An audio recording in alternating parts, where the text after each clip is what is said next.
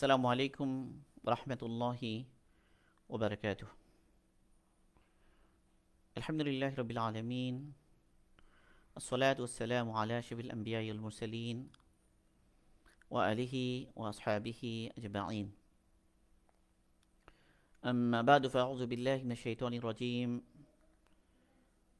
বিসমিল্লাহির রহমানির রহিম।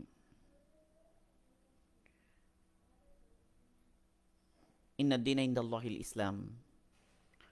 وقال تعالى: ومن يبتغي غير الإسلام دينا فلن يقبل منه। صدق الله المولى العظيم। আলহামদুলিল্লাহ, আল্লাহ পাকের মেহেরবানি, আল্লাহ পাকের ইহসান। এটি আমাদের ফিক অফ মেডিসিনের উপরে তৃতীয় আলোচনা। আমাদের আজকের বিষয় মাকাসিদে শরিয়া এবং চিকিৎসা বিজ্ঞান। মাকাসিদে শরিয়া বলতে আসলে কি বোঝায়, এটি আমাদেরকে প্রথমে বুঝতে হবে ভালো করে, এবং চিকিৎসা বিজ্ঞানের সাথে এর কি সম্পর্ক এবং এই আলোচনা বা কেন জরুরি।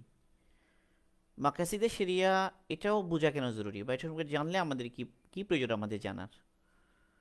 ফিক অফ মেডিসিনের সাথে বা ফিকহুত তিব এর সাথে কি সম্পর্ক, এই বিষয়গুলো আমাদের সামনে স্পষ্ট হওয়া দরকার। তো আমরা যদি মাকাসিদ শব্দটি খেয়াল করি, প্রথমে মাকাসিদ এর অর্থ হচ্ছে, এটা আসলে প্রকৃতপক্ষে মাকসাদ একটা শব্দ আছে, মাকসাদ এটার বহু বচন।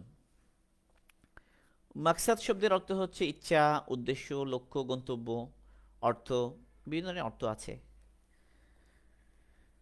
কিন্তু শরঈ পরিভাষায় আমরা যখন বলবো যে মাকসাদ,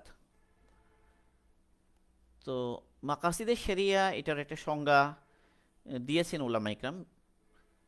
তারা বলেছেন যে হিয়াল মাআনি ওয়াল আহদাফ আল মালহুদা লিশ-শারঈ ফি জামি আহকামিহা আও মুআদ্দামিহা আও হিয়াল গায়া ফি শরিয়া ওয়াল আসরার আল্লাতী ওয়াদাহা আশ-শারি'উ ইনদা কুল্লি হুকমিন মিন আহকামিহা। এই সংজ্ঞা দিয়েছেন শেখ ডক্টর ওয়াহবা আয-যুহাইরি তার বিখ্যাত কিতাব উসুলুল ফিকহিল ইসলামী। তো মাকাসিদে শরিয়া সংজ্ঞা হচ্ছে আসলে যে সমস্ত লক্ষ্য এবং উদ্দেশ্য, শরীয়তের ওই সমস্ত লক্ষ্য উদ্দেশ্য যা এর আহকাম সমূহে বা তার অধিকাংশের মাঝে দৃশ্যমান বা লক্ষণীয় হয়, অথবা তা হচ্ছে শরীয়তের চূড়ান্ত গন্তব্য বা লক্ষ্য। ওই সমস্ত রহস্যসমূহ যা শরীয়ত প্রণেতা শরীয়তের প্রত্যেক আহকামের মাঝে রেখে দিয়েছেন। আল্লাহ সুবহানাহু ওয়া তাআলা যে আমাদের উপরে, আমাদের জন্য শরীয়ত প্রণয়ন করেছেন, শরিয়া যে আমাদের জন্য প্রণয়ন করেছেন আল্লাহ সুবহানাহু ওয়া তাআলা, তো এই শরীয়ত প্রণয়ন করা এটার অনেক বড় লক্ষ্য এবং উদ্দেশ্য আছে। মানে ব্যাপারটা কেবল এমন নয় যে আল্লাহ সুবহানাহু ওয়া তাআলা হুকুম করেছেন আর মানুষ তার হুকুমকে মানতে থাকবে, জাস্ট আল্লাহ পাক হুকুম করবেন আর মানুষ মানবে, এর মধ্যে তার নিজের কোনো উপকার, তার নিজের কিছু কোনো লাভ নেই, এরকম নয়, বা এর কোনো প্রতিফলন তার জীবনে নেই, এমন নয়। বরং আল্লাহ সুবহানাহু ওয়া তাআলা তিনি হাকিম, তার প্রতিটি কাজের মধ্যে রয়েছে হিকমা, প্রজ্ঞা। আল্লাহ সুবহানাহু ওয়া তাআলা যা কিছু করেন হিকমার সাথে করেন, প্রজ্ঞার সাথে করেন। হিকমা এবং প্রজ্ঞা থেকে আল্লাহ সুবহানাহু ওয়া তাআলার কোনো কাজই খালি নয়। তো এই হিসেবে আল্লাহ সুবহানাহু ওয়া তাআলা যে শরিয়া আমাদের জন্য প্রণয়ন করেছেন, তো শরীয়তের বিধানাবলী থেকে যদি আমরা লক্ষ্য করি, যে কোনো বিধান, সেটা চাই সলাতের বিধান হোক, চাই সেটা সওমের বিধান হোক, চাই সেটা জাকাতের বিধান হোক, চাই সেটা হজের বিধান হোক, চাই সেটা কোনো গুনাহ থেকে বাঁচার বিষয় হোক, বা কোনো একটা হুদুদ হোক, কোনো একটা শরিয়া নির্ধারিত শাস্তির বিষয় হোক, বা এ ধরনের যে কোনো বিষয় যদি আমরা খেয়াল করি, তো তার সবগুলোর মধ্যে আমরা দেখব, কিংবা অধিকাংশের মধ্যে দেখব, আসলে অধিকাংশের মধ্যে দেখা আর সবগুলোর মধ্যে দেখা এখানে সংজ্ঞার মধ্যে যে এভাবে এসেছে, বাস্তবে তো সব কিছুর মধ্যেই আছে। কিন্তু কিছু বিষয় এমন আছে যে অনেক সময় আমরা বুঝতে পারি না, অনেক সময় বান্দা বুঝতে পারে না যে আল্লাহ সুবহানাহু ওয়া তাআলা তাকে কেন এই হুকুমটা করলেন, সে বান্দা বুঝতে পারে না। কিন্তু আল্লাহ সুবহানাহু ওয়া তাআলা নিশ্চয়ই হুকুম, এর ওই হুকুমের মাঝে কোনো বিশাল লক্ষ্য রয়ে গিয়েছে, কোনো একটা উদ্দেশ্য রয়ে গিয়েছে, সেটা অনেক সময় আমাদের চোখে ধরা নাও পড়তে পারে, কারণ শরীয়তের রহস্য বোঝা এটা সবার পক্ষে সম্ভবও নয়। এবং এটা একটা বিশেষ ইলম, এবং এই ইলমের মধ্যে যারা বিশেষজ্ঞ পণ্ডিত, তার একটা আলাদা শ্রেণী আছে। তো শরীয়তের মাকাসিদ বোঝা বা উদ্দেশ্য বোঝা, কেন আল্লাহ সুবহানাহু ওয়া তাআলা প্রণয়ন করেছেন শরিয়া, বিভিন্ন বিধান কেন দিলেন, এটার প্রকৃত রহস্য পুরোপুরি বোঝা এটা বান্দার পক্ষে বাস্তবে সম্ভব নয়। কিন্তু কিন্তু অবশ্যই এর মাঝে এমন কোনো লক্ষ্য রয়ে গিয়েছে, এমন কোনো উদ্দেশ্য রয়ে গিয়েছে যেটা আমাদের জন্য উপকারী, আমাদের জন্য লাভই রয়েছে এর মধ্যে। তো ওই সমস্ত রহস্যসমূহ এগুলো আমরা কেন জানবো, মাকাসিদে শরিয়ার কি প্রয়োজন? তো আমরা বললাম যে আল্লাহ সুবহানাহু ওয়া তাআলা কোনো কাজ উদ্দেশ্যহীন করেন না, প্রত্যেকটা কাজের বিশাল লক্ষ্য থাকে, উদ্দেশ্য থাকে। তো এই উদ্দেশ্য লক্ষ্য এটা জানতে হয়, জানার প্রয়োজন। এখনও যারা মুজতাহিদ যারা যারা মাসাইল ইস্তিমবাত করেন, যারা বিভিন্ন সমস্যার মধ্যে সমাধান দেন, বিভিন্ন পরিস্থিতি আসে আমাদের, চাই সেটা হয়তো ইবাদত হোক, চাই সেটা মুআমালা বা লেনদেন হোক, চাই সেটা মুআশারাত হোক, মানুষের জীবনযাপন প্রণালী সম্পর্কিত হোক, বা উদ্ভূত নতুন কোনো সমস্যা হোক, যে ফিকহুল নওয়াজেল বলে। এতে যে কোনো বিষয়েই যখন এই মাসাইল আহকাম এর ইস্তিমবাত করতে হয়, ইস্তিমবাত মানে হলো কোরআন এবং সুন্নাহ থেকে ওই আহকামটা বের করা, যে এই পরিস্থিতিতে আল্লাহ পাকের হুকুম কি হবে, এই মুহূর্তে শরীয়তের বিধান কি, এই বিধানটাকে বের করে বলা।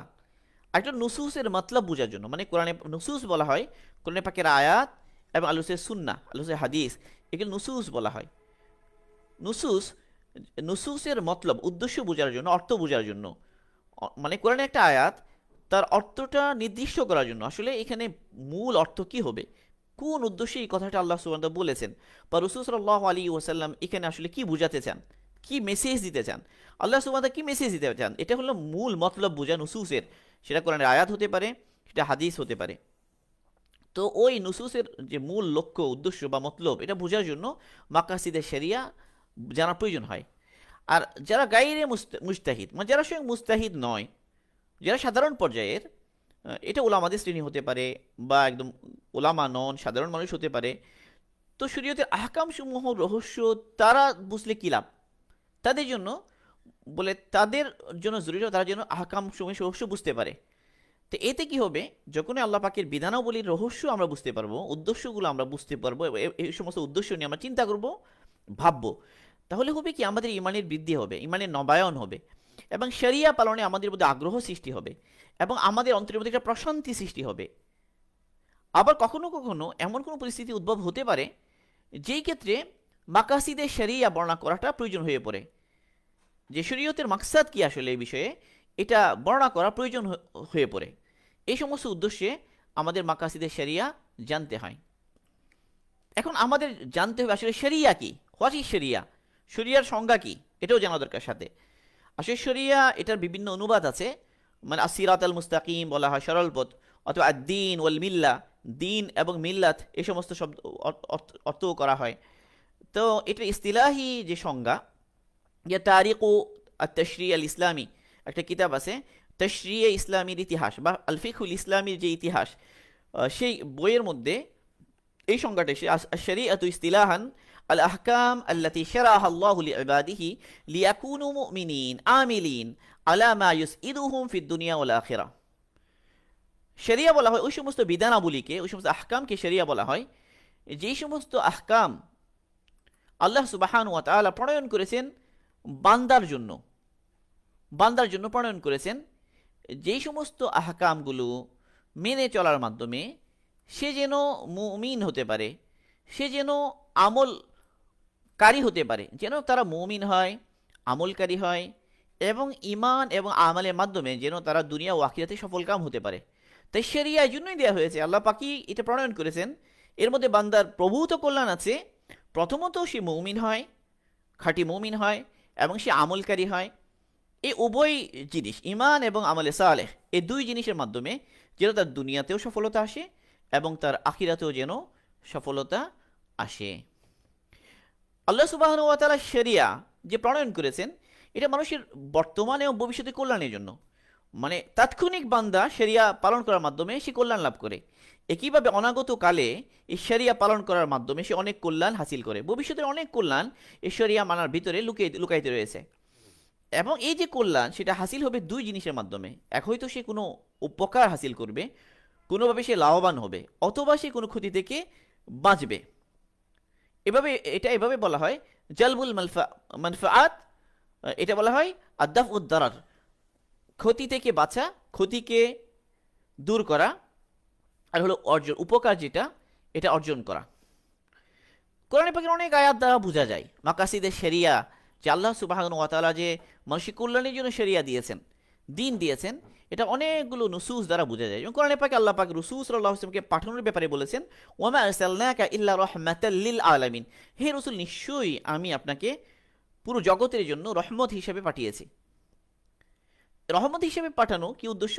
আমি যে শরিয়া দিয়েছি আপনাকে, যে শরিয়া দিয়ে আপনাকে প্রেরণ করেছি, সেই শরিয়া পালন করলে সেটা রহমত হবে, কল্যাণ হবে, উপকার হবে। এবং আরও বিভিন্ন বিধান যখন আল্লাহ পাক বলেছেন কোরআনে পাকে, যেন অজুর বিধান বলেছেন, সলাতের বিধান বলেছেন, সিয়ামের বিধান বলেছেন, এই প্রতিটা বিধান বলতে গিয়ে আল্লাহ সুবহানাহু ওয়া তাআলা এই বিধানের মধ্যে বান্দার যে কল্যাণ রয়েছে সেই বিষয়গুলো উল্লেখ করে দিয়েছেন। যেন অজুর ব্যাপারে আল্লাহ পাক বলেছেন যে আল্লাহ পাক কেন অজুর হুকুম করলেন, কেন বললেন যে তোমরা পবিত্র হও।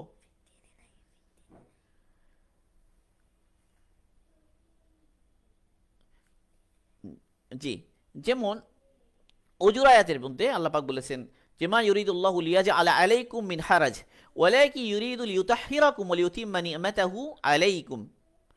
মানে আল্লাহ সুবহানাহু ওয়া তাআলা যে অজু ফরজ করেছেন, পবিত্রতা, এটা এই জন্য নয় যে আল্লাহ পাক তোমাদেরকে কষ্টে ফেলতে চান, বরং আল্লাহ সুবহানাহু ওয়া তাআলা তোমাদেরকে পবিত্র করতে চান এবং তোমাদের জন্য আল্লাহ পাক তার নিয়ামতগুলোকে পূর্ণ করতে চান। তার মানে হলো অজুর মধ্যেও বান্দার জন্য কি আছে? পবিত্রতা আছে এবং আল্লাহ পাকের নিয়ামতের পূর্ণতা আছে। অন্য জায়গায় বলেছে ইন্না সলাতা তানহা আনিল ফাহশাই ওয়াল মুনকার, সলাতের ব্যাপারে বলেছেন যে সলাত নিশ্চয়ই মানুষকে ফাহশা কাজ, অশ্লীলতা থেকে এবং অন্যায় থেকে বিরত রাখবে। সলাতের মাধ্যমে, সলাতের যদি ব্যাপক প্রচলন হয় তো মানুষ অন্যায় থেকে, অশ্লীলতা থেকে সে মুক্ত হবে। সিয়ামের ব্যাপারে এইভাবে বলেছেন। একইভাবে শরীয়তের বিভিন্ন বিধানাবলী, যেমন ধরেন কিসাসের ব্যাপারে বলেছেন যে ওয়াফিল কিসাসি হায়াত, কিসাসের মধ্যে, কিসাস মানে হলো মানে একজনকে অন্যায়ভাবে হত্যা করলো, হত্যা করার কারণে তাকেও যে হত্যা করা হবে, হত্যার বদলা আইনের মাধ্যমে, বিচারের মাধ্যমে তাকেও যে, তার জন্য যে হত্যার বিধান রয়েছে যে আল্লাহ পাক দিলেন, এটা কিসাস বলা হয়। আল্লাহ পাক বলছে ওয়াফিল কিসাসি হায়াতুন, কিসাস যেটা হত্যার বদলে হত্যা, বাহ্যিকভাবে তো মনে হচ্ছে যে এটা কি জীবন শেষ করে দেয়া, বাস্তবে এর মাঝেই রয়েছে জীবন।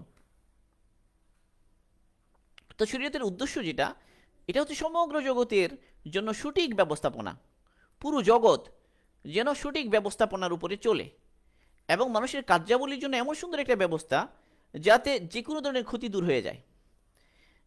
এবং এই জিনিসগুলো হাসিল হবে, এক হলো উপকার হাসিল, কোনো একটা লাভ অর্জন করা, অথবা কোনো একটা ক্ষতিকে দূর করা এর মাধ্যমে। এবং মানব জাতির যে প্রভূত কল্যাণগুলোকে তিন ভাগে ভাগ করা যায়, তিন ধরনের আছে এই বিষয়গুলো।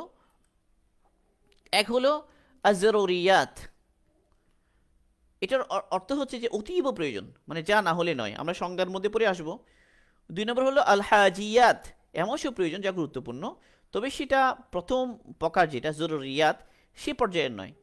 তিন নম্বর হলো আত তাহসিনাত আও আল কামালিয়াত, যা পরিপূর্ণতা এবং সৌন্দর্য দান করে, এমন সব বিষয়। তাহলে এই সমস্ত কল্যাণগুলো যেগুলো মানুষ অর্জন করবে, এই কল্যাণগুলো তিন ধরনের হয়। মানুষের মাসালে, মানুষের স্বার্থ, জরুরত, প্রয়োজনগুলো তিন ধরনের। এক হলো জরুরিয়াত, যে অতীব প্রয়োজন, যে ছাড়া চলবেই না। আরেকটা হলো হাজিয়াত, যে এমন সব প্রয়োজন যা খুবই গুরুত্বপূর্ণ। আরেকটা হচ্ছে আত তাহসিনাত আও আল কামালিয়াত, যা পরিপূর্ণতা এবং সৌন্দর্য দান করে। এর মধ্যে প্রথম প্রকার যেটা, এটা আজ-জরুরিয়াত। জরুরিয়াত বলতে কি বোঝানো হচ্ছে? তো যে কথাটা আমরা বলছিলাম, তাই শরিয়া এসেছে মানুষের কল্যাণের জন্য, মানুষের জন্য উপকার হয়। কিছু বিষয় মানুষের জন্য অবশ্যই জরুরি, অতীব জরুরি, সবসময় লাগবে এবং সেটা ছাড়া মানুষ চলতেই পারবে না, সেই বিষয়গুলো নিশ্চিত করা এটা শরিয়ার একটা বড় উদ্দেশ্য। আর কিছু বিষয় এমন আছে যে বিষয়গুলো যদি মানুষ না পায় তাহলে তার জীবন কষ্টসাধ্য হবে, তার জীবনে অনেক কষ্ট আসবে, অনেক পেরেশানির মধ্যে সে পড়বে, তার জীবনে সংকীর্ণতা আসবে। তো ওই সময় ওই বিষয়গুলোকেও শরিয়া মানুষের জন্য সেগুলো যেন অ্যাভেলেবল হয়, মানুষ যেন সেই বিষয়গুলো লাভ করে এবং কষ্ট সংকীর্ণ থেকে যেন মানুষ বেঁচে থাকতে পারে, তা সেটা আরেকটা মাকসাদ শরিয়াদের। আর আরেকটা মাকসাদ হলো মানুষের জীবন যেন সুন্দর হয় এবং পরিপূর্ণতা আসে মানুষের জীবনে, মানুষের জীবনে যেন সৌন্দর্য আসে, পরিপূর্ণতা আসে, এটা আরেকটা উদ্দেশ্য। তা জরুরিয়াত আর আল হাজিয়াত, 3 নম্বর হচ্ছে আত তাহসিনাত আও আল কামালিয়াত, কামালিয়াত পরিপূর্ণতা। তো জরুরিয়াতের সংজ্ঞা দিয়েছেন উলামা ইকরাম, হুয়াল্লাতি হিয়া আল্লাতি ইয়াতাওয়াক্কাফু আলাইহা হায়াতুন নাস الدينية والدنيوية بحيث إذا فقدت اختلت الحياة في الدنيا وشاء الفساد وضاع النائم الأبدي وحل الإقاب في الآخرة। জরুরিয়াত বলা হয় সমস্ত বিষয়কে যার উপর মানুষের পার্থিব এবং দিনী জীবন, দিনী জিন্দগি মানুষের এবং মানুষের পার্থিব জীবন নির্ভরশীল। যা না থাকলে পার্থিব জীবন নষ্ট হবে, ফাসাদ ছড়িয়ে পড়বে এবং চিরস্থায়ী নিয়ামতসমূহ নষ্ট হবে, মানুষ হয়ে পড়বে আযাবের যোগ্য।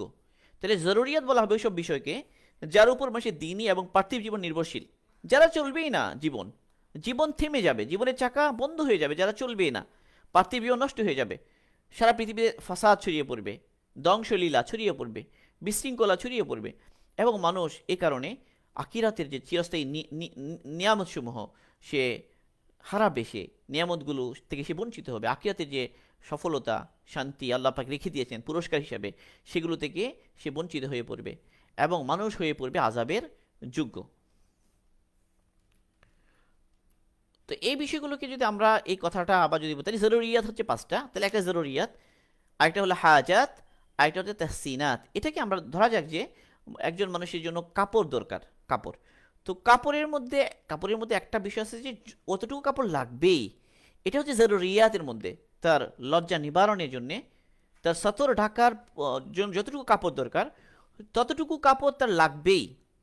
এই অতটুকু কাপড় যেটা, তো এটাকে আমরা বলতে পারি জরুরিয়াত। এরপর আবার তার শীত নিবারণের জন্য বা গরম থেকে বাঁচার জন্য, গরমের কষ্ট থেকে শীতের কষ্ট থেকে বাঁচার জন্য তার আরও এক্সট্রা কাপড় লাগবে, যারা সে এই উপকারগুলো লাভ করতে পারবে না।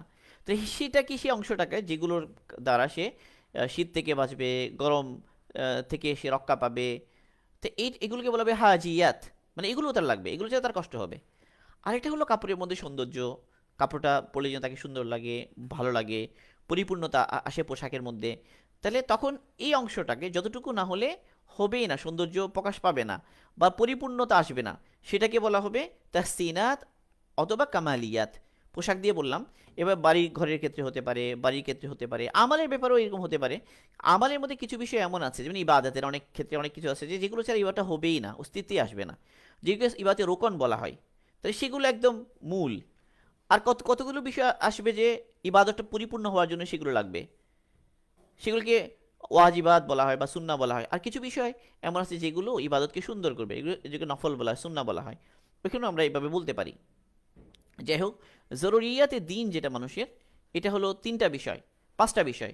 এক হলো তার দিনের হেফাজত, হিফজুদ্দিন, তার দিন যেন হেফাজত হয়, দিন যেন রক্ষা পায়। 2 নফস বা জীবন, তার হায়াত যেন রক্ষা পায়। 3 নম্বর আকুল বা মেধা, মানুষের আকল এবং মেধার যেন হেফাজত হয়। এবার মানুষের নসল বা বংশ দ্বারা এবং মানুষের ইজ্জতের যেন হেফাজত হয়। আর 5 হচ্ছে মানুষের মাল বা সম্পদের হেফাজত হয়। এই 5টা হলো মানুষের মৌলিক জরুরত: দিন, নফস বা জীবন, আকল বা মেধা, নসল বা বংশ দ্বারা, মাল বা সম্পদ।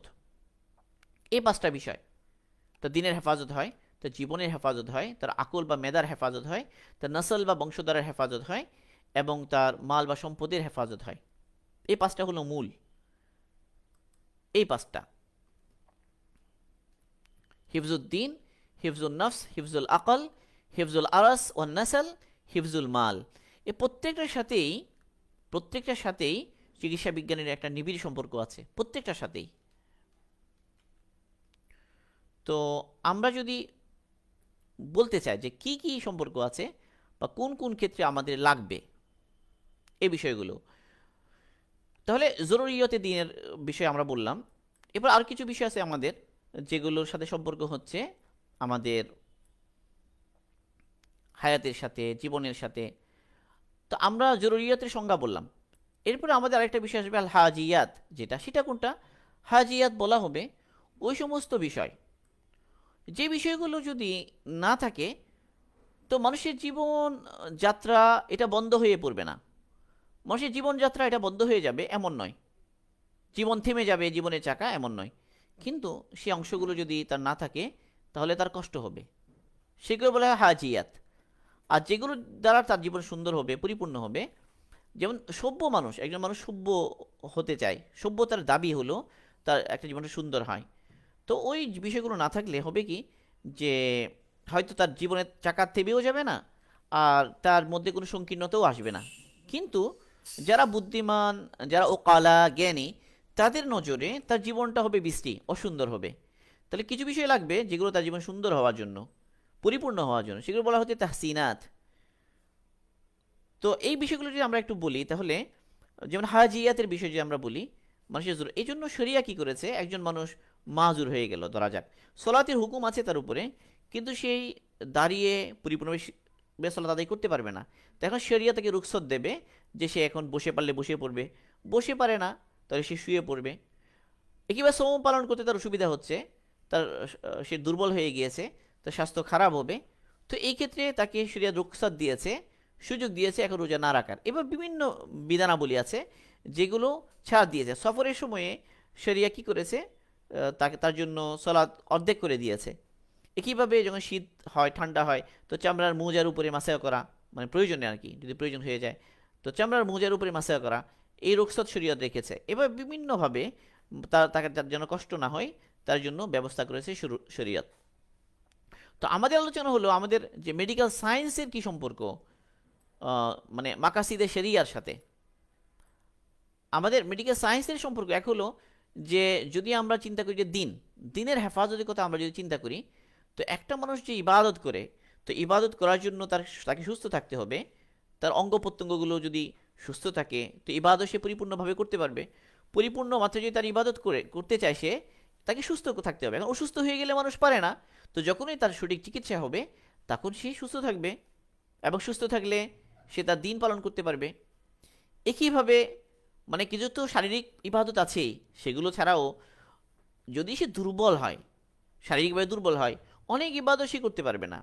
আর তার আকল যদি দুর্বল হয়ে যায়, তার মেধা যদি দুর্বল হয়ে যায় কোনো কারণে, তাহলে সে অনেক শরীয়তের বিষয় আছে যেগুলো সে বুঝতেই পারবে, যেমন আকাইদকে বোঝা এবং ভিন্ন কায়দা বোঝা, উসুলের ভিন্ন ভিন্ন বিষয়, এগুলো সে বুঝতে পারবে না।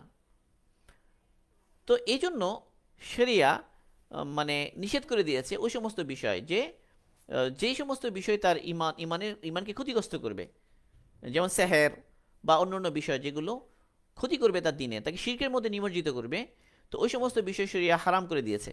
তাহলে চিকিৎসা বিজ্ঞানের ক্ষেত্রে এক হলো যে তাকে উপকার পৌঁছানো, তাকে যোগ্য রাখা ইবাদতের জন্য, তার আকলকে সুস্থ রাখা, তার ইবাদতগুলো যেন যথাযথভাবে সে বুঝতে পারে। তাহলে আকল যদি সুস্থ থাকে, শরীর সুস্থ থাকে, তাহলে সে আকাইদকে সঠিকভাবে বুঝবে, তার সঠিক আখলাক তার তৈরি হবে, ইবাদতগুলো সুন্দরভাবে সে করবে, এবং সে কোনো অন্যায়ের দিকে যাবে না। অনেক সময় মানুষের আকলের বিকৃতির কারণে মানুষ অন্যায় করে, এটা দ্বারা আরেকজন ক্ষতিগ্রস্ত হয়, এই ধরনের বিষয়গুলো ঘটবে না।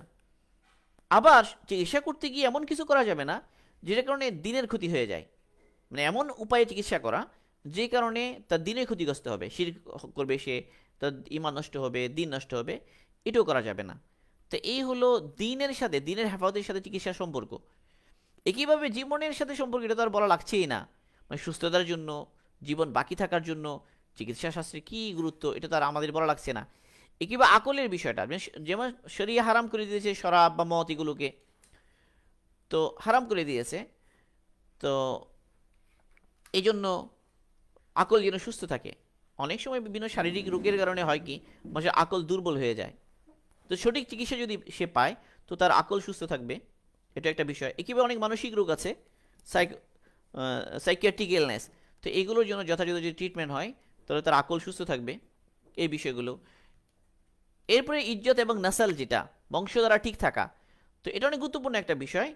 যদি যেমন ইনফার্টিলিটি, এগুলো যদি সঠিক চিকিৎসা হয়, চিকিৎসা পায়, তাহলে এর দ্বারা কী হবে, নাসেলের হেফাজত হবে। এখানে আরেকটা বিষয় গুরুত্বপূর্ণ, সেটা হলো যদি ইনফার্টিলিটি ট্রিটমেন্ট করতে গিয়ে এমন কোনো প্রসেস সে অবলম্বন করে যে দ্বারা তার নসলের শুদ্ধতা মেনটেন হবে না, নসলের পবিত্রতা নষ্ট হয়ে যাবে, ধরা যাক যে স্বামী স্ত্রী বাদ দিয়ে অন্য কারো সিমেন নেওয়া হলো, অন্য কারো স্পাম নেওয়া হলো, তো হবে কি সেখানে তার নসল ওই বন্ধ হয়ে যাবে এবং নসলের মধ্যে এমন তাগাইয়ুর আসবে, এমন তাবাদ্দুল আসবে, এমন পরিবর্তন আসবে, তার বংশধারার পবিত্রতা আর বাকি রইল না। তাহলে এই বিষয়গুলো তাহলে হারাম হবে। একইভাবে ড্রাগের ট্রিটমেন্ট, বিভিন্ন ট্রিটমেন্ট করতে, যেমন টেরাটোজেনিক ড্রাগ, যে এমন কোনো ড্রাগ সে ইউজ করলো যে নসলের ক্ষতি করবে, যে পরবর্তীতে কি হলো, যে বাচ্চা নষ্ট হয়ে গেল, তো এই সমস্ত বিষয়। এরপর হলো যে একজন মানুষের মধ্যে ওই সময় কিছু ড্রাগ নেওয়ার কারণে ইনফার্টিলিটি ডেভেলপ করলো, তো এই ধরনের যদি বিষয়গুলো হয়, তাহলে এই সমস্ত বিষয় এর সাথে সম্পর্ক রয়েছে, যে এমন কিছু করতে পারবে না যা তার ক্ষতি করবে।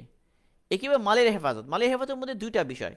এক তো হলো যে একজন মানুষ সুস্থ থাকলেই সে হালালভাবে ইনকাম করবে, তার সমস্ত জাগতিক কাজকর্মগুলো ঠিক থাকবে, তাহলে অর্থনৈতিক যেটা স্বাবলম্বিতা এটা অর্জন হবে, জাতিগতভাবে হবে, ব্যক্তিরও হবে। আবার একই সাথে চিকিৎসা রিলেটেড যে বিভিন্ন ব্যবসা, এগুলো করতে গিয়ে কোনো ধোকার আশ্রয় নেবে না, ডাক্তার বা চিকিৎসার সাথে যারা জড়িত, যারা সে অবৈধভাবে মাল আয় করবে না, হারাম পথে যাবে না, মানুষকে ধোকা দেবে না। তো এই বিষয়গুলোর সাথে সম্পর্ক হলো মালের সাথে, হিফজুল মাল।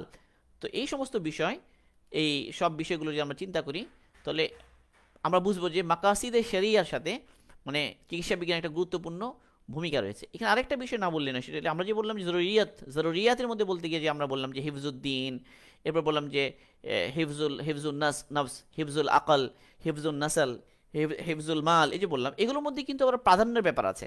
ধরা যাক যে কোনো একটা পরিস্থিতিতে দিন এবং নফস, অর্থাৎ জীবন এবং দিন, এ দুটো মুখোমুখি হয়ে গেল।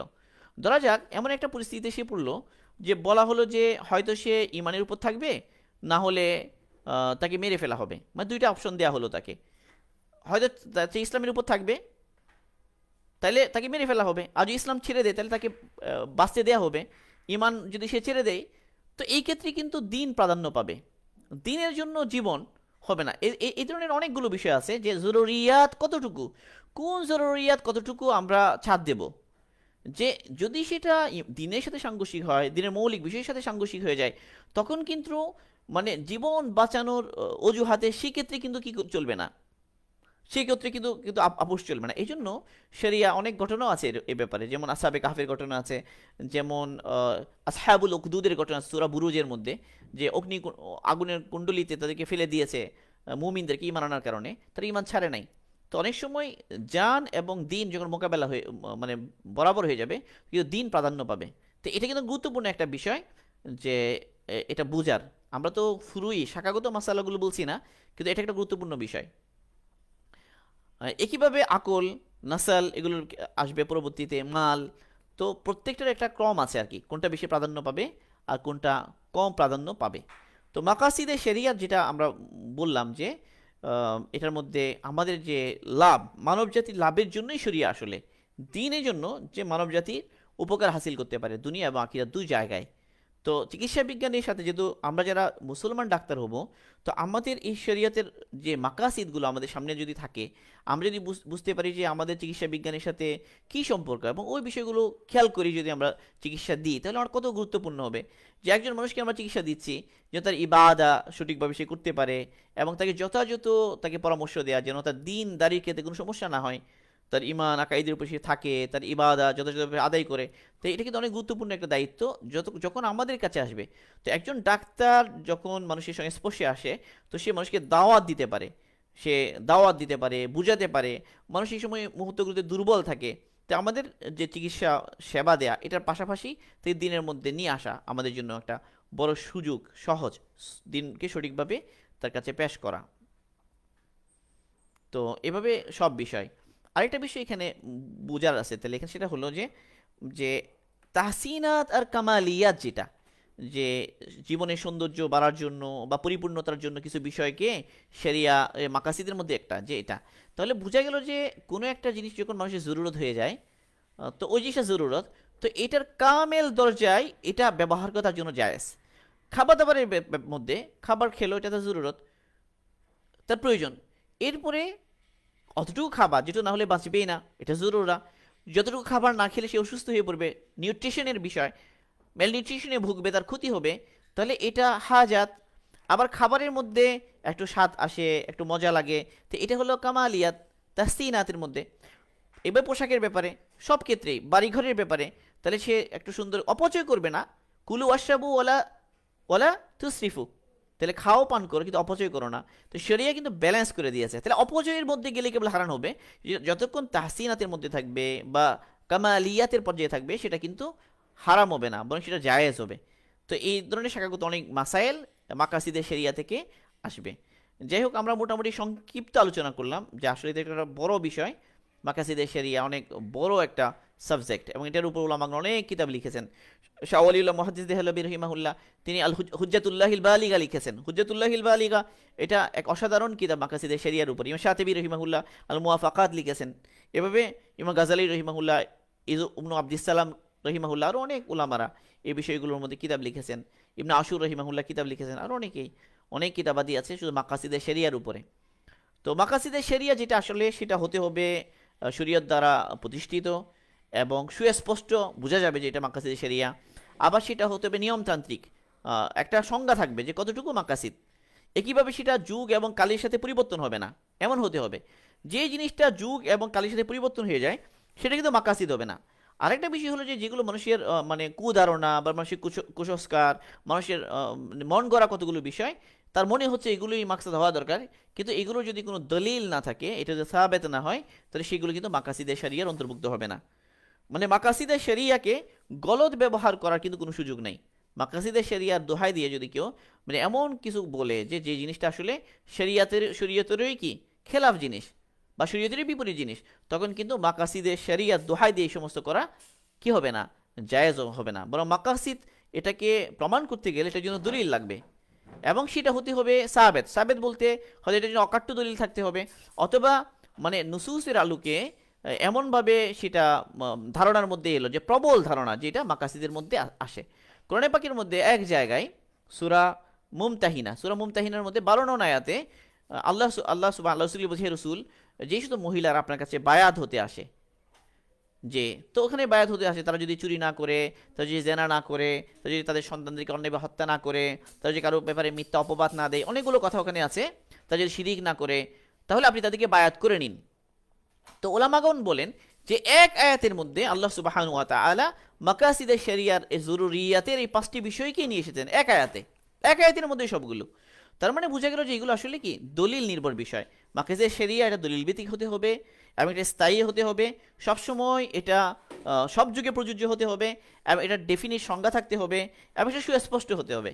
কোনো মন গড়া বিষয়, মানুষের বানানো কোনো একটা বিষয়কে মাকাসিদের নামে চালিয়ে দেওয়া যাবে না।